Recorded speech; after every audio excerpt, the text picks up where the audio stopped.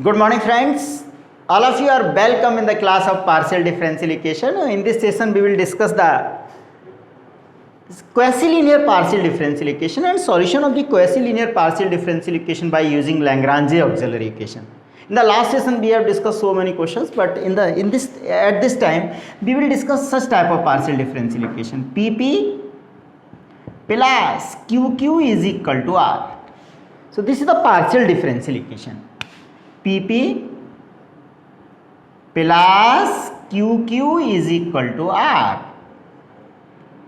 where capital P is a function of x, y, z. वही पुरानी बात अपन करेंगे. Capital Q is also the function of x, y, z, and capital R is also the function of x, y, z. Small p का मतलब क्या होगा? Small p का मतलब होगा del z over del x, और स्मॉल q का मतलब होगा बेटा del z over del y. So this is quasi-linear partial differential equation which we have discussed. तो सॉल्यूशन कैसे मिलता है बेटा? वही पुराना तरीका, Lagrange's auxiliary equation. Lagrange's auxiliary equations are given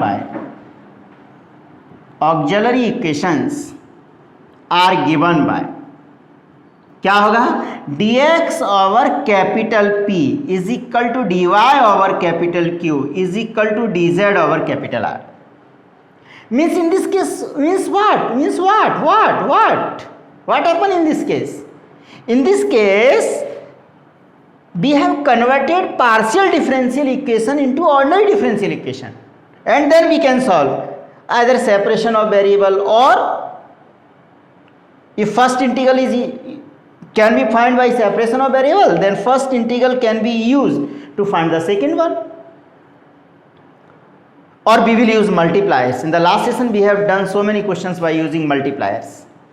और मल्टीप्लायर्स में हमने देखा था we will use multipliers. Multipliers हम यूज करेंगे बेटा, यूज मल्टीप्लायर्स. और मल्टीप्लायर्स में हमारे पास दो टेक्निक्स थी, दो. एक तो यह था कि अगर हमने मल्टीप्लायर यूज किया L D X plus M D Y plus N D Z upon कितना बेटा? L P plus M Q plus N R. Multipliers में either this denominator become zero, पहला कंडीशन यही होता है, डिनोमिनेटर बिकम जीरो. और दूसरी स्थिति क्या है? What is the second situation? Numerator becomes the derivative of denominator. ये जो न्यूमरेटर है, numerator is derivative of denominator, derivative of denominator.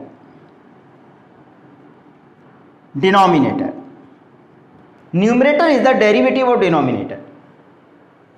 और हमने लास्ट टाइम दोनों तरह के सवाल किए. आज हम कुछ क्वेश्चंस करते हैं जो यूपीएससी में भी आया, बहुत इंपॉर्टेंट सवाल है जो कई एग्जाम में पूछा जाता है. सॉल्व एक सवाल करते हैं और देखेंगे उसमें न्यूमरेटर डेरिवेटिव का numerator becomes the derivative of denominator किस तरह से होता है. सॉल्व एक सवाल सॉल्व करते हैं बेटा, बहुत ही important UPSC civil service exam में भी आया है.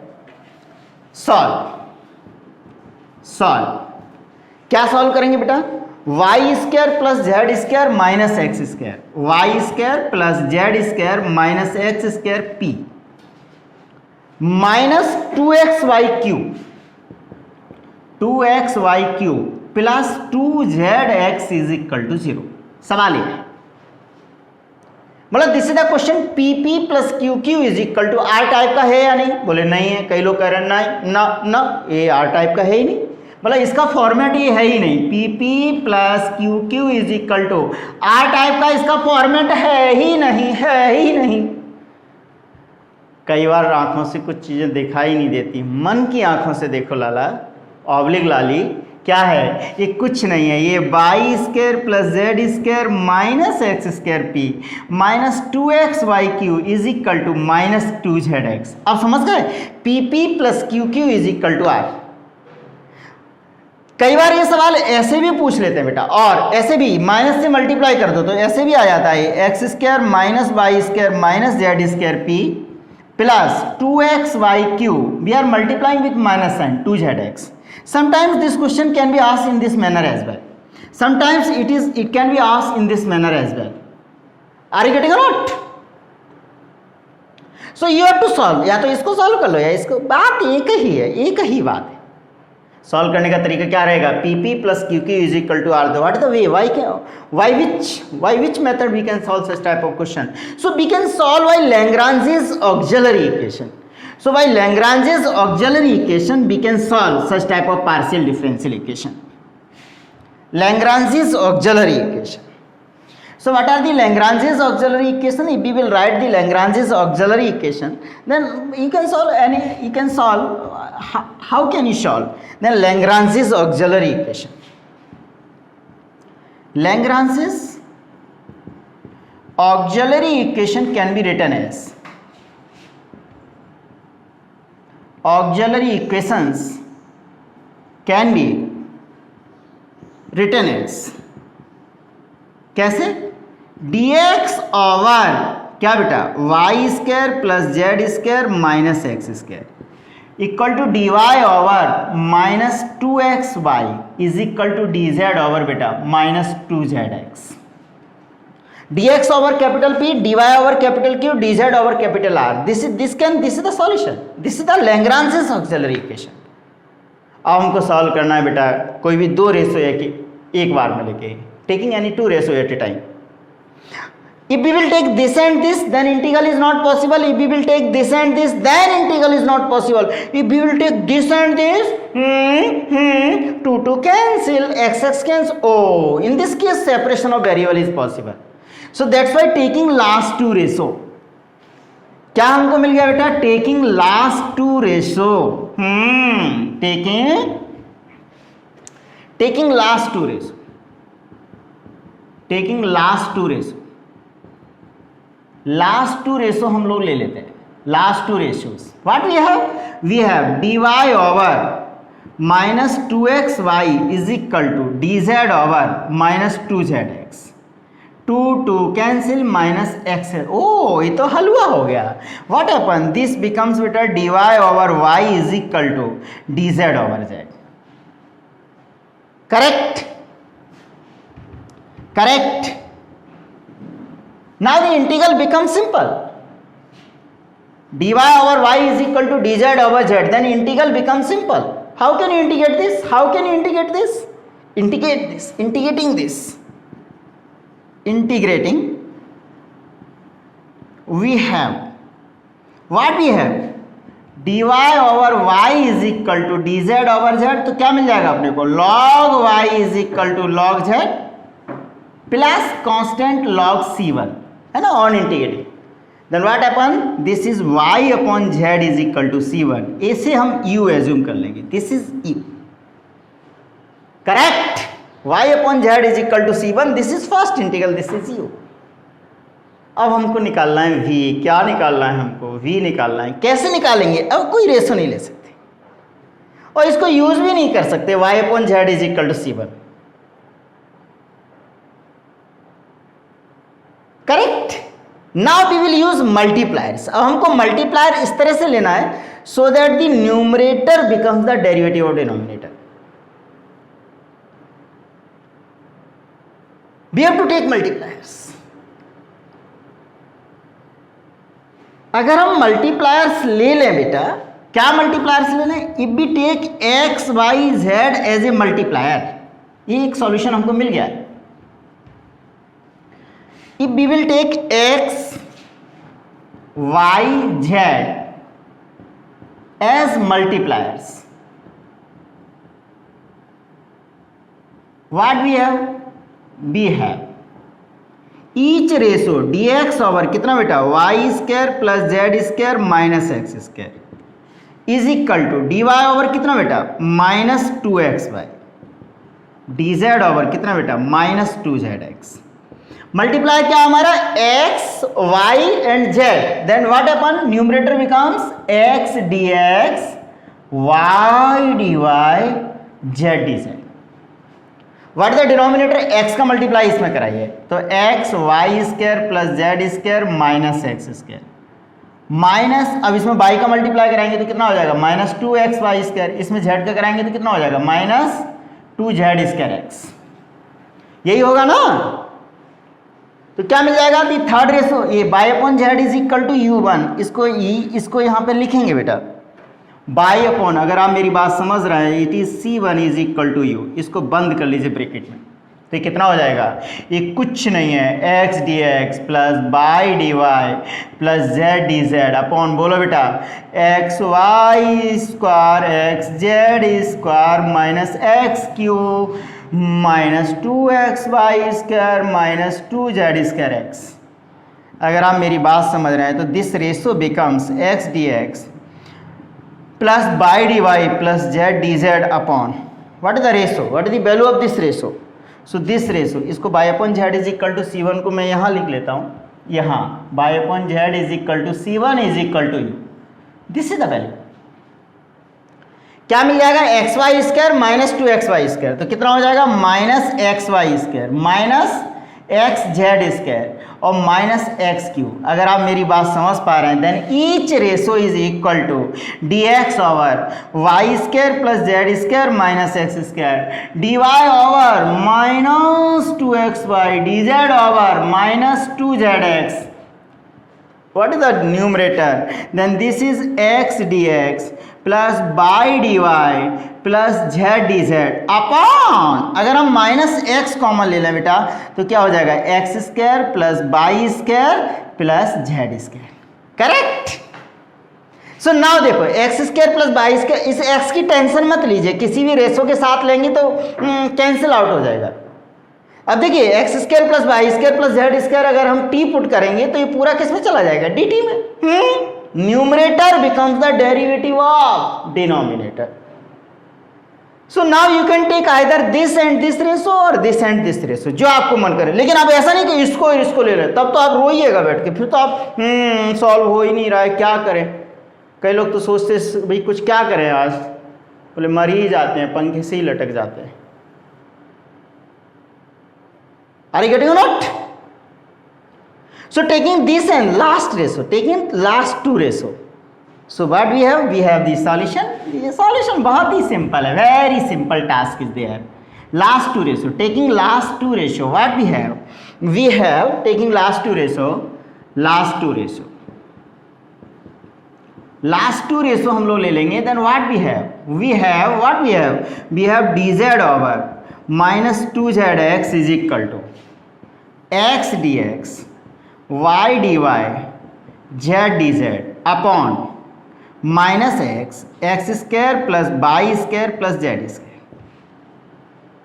ये एक्स से एक्स कैंसिल आउट, ये 2 इधर ले जाओ, माइनस भी कैंसिल हो जाएगा, तो ये D Z over Z is equal to कितना हो जाएगा बेटा, 2x dx 2y dy 2z dz over कितना बेटा, over x square plus Y square plus Z square. बात समझ में आ रहा है या नहीं आ रहा है, आना ही चाहिए। Now this integral becomes very simple. अगर हम इसको टी पुट कर देते हैं, put X square plus Y square plus Z square is equal to T, तो क्या हो जाएगा देखो बेटा, 2x dx plus 2y dy plus 2z dz is equal to dt। तो कितना बन जाएगा, this becomes dz over z is equal to कितना हो जाएगा बोलो, ऊपर वाला dt नीचे वाला t। अब इंटीग्रल कौन करेगा, हम ही करेंगे ना, आसान, log z is equal to log t plus another constant log c2। So what is the integral, what is the simple task is there, this what is the solution. देखिए अब हम सॉल्यूशन की तरफ बढ़ रहे हैं, तो कितना हो जाएगा बेटा बोलो, log z minus log t is equal to log c2 और यहाँ से कितना हो जाएगा, z upon t is equal to c2। t का वैल्यू रख दीजिए, तो z upon X square plus Y square plus Z square is equal to c2, इसको चुपके से v कह देंगे।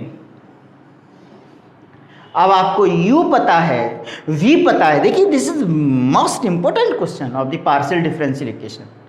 Now u is known, v is known, then how can you write the solution?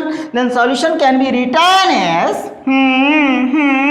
How can you write the solution? Then solution can be written as, then solution is given by क्या, function of uv is equal to 0. तो function of what is u y upon z, what is v z upon x square plus y square plus z square is equal to 0. This is the required solution. अब अगर कोई student से last to ratio लेने के बजाय third and last ratio ले लेगा, second and last ratio ले लेगा, तो उसके पास जेड नहीं आएगा, फिर क्या आ जाएगा, वाई आ जाएगा, Y upon X square plus Y square upon Z square equal to 0. No problem is there. Are you getting or not?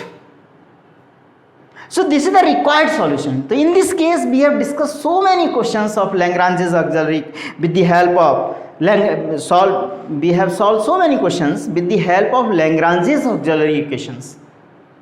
Or there are four categories: simple separation of variable, or first integral is used to find the second integral, or third one is what? We will use multipliers in such a manner that the denominator is 0 or numerator becomes the derivative of denominator.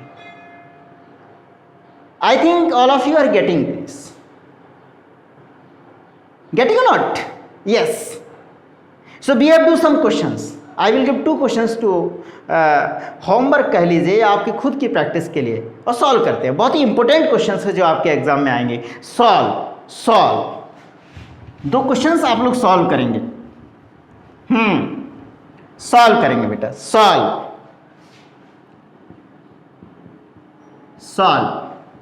पहला solve mz minus N by P, बहुत ही important है. mz minus N by P plus nx minus lz Q is equal to ly minus mx. पहला question, इसको solve करेंगे Lagrange's auxiliary equation type का. Second one is very simple, कई बार आया है. Second one is X square y minus Z P plus Y square Z minus X Q is equal to Z square x minus Y. So you can solve this question as well. Are you getting or not? और third question, X square minus Y Z P plus Y square minus Z X Q is equal to Z square minus X Y. I think आप लोग छोटे छोटे बच्चे हैं, घर पे पढ़ रहे हैं, लॉकडाउन में बहुत अच्छे से घर पे पढ़ाई कर रहे हैं. तो I think we hope that you can solve these questions by using Lagrange's auxiliary equations, because all the questions is of the form pp plus qq is equal to r. pp plus qq is equal to r, इसी format में. और auxiliary equations कैसे देंगे बेटा? Lagrange's auxiliary equation. Lagrange's auxiliary equation क्या हो जाएगा बेटा? dx over p dy over q is equal to dz over capital R. So you can write these Lagrange's auxiliary equation and you can solve so many questions. So I hope you will solve these questions. If you have some problem then don't worry, लिख देना, sir करेंगे, sir will do. बिल्कुल tension नहीं लेना है. Be relaxed. Your questions and comments are always welcome and they become the source of full motivation and energy for me. So in the next lecture we will discuss nonlinear partial differential equation of first order and methods by which we can nonlinear partial differential equation of first order can be solved. Thank you so much.